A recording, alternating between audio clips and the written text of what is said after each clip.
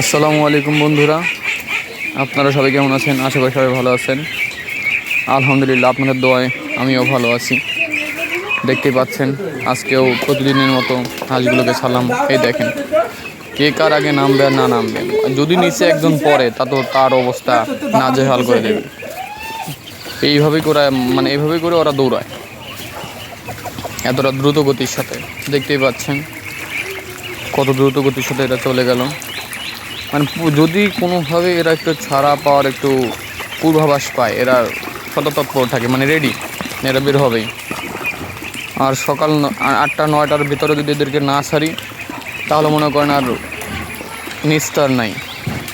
এদের শব্দের বিরক্তি করার অবস্থা হয়ে যায়। এই জন্য কুলকানা না পেয়ে এদেরকে ছাড়লাম।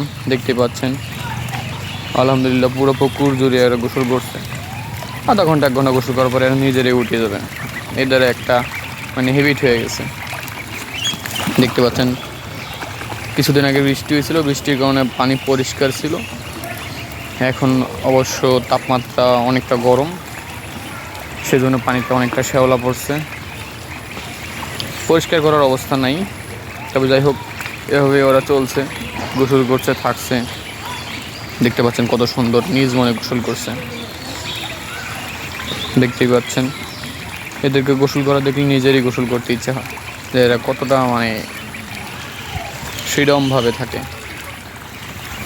তবে এদের ভিতরে একটা ঐক্যবদ্ধতা বেশি। এরা ঝগড়া বিবাদে কম লিপ্ত হয়। যেমন অন্যান্য দেশি মুরগি যদি হয় তাহলে মনে করেন একজন আরেকজনের দিকে তাকাবে না, দেখবে না, অনেক ঝামেলা। এরা ওরকম নাই। ভালো থাকবেন। আসসালামু আলাইকুম।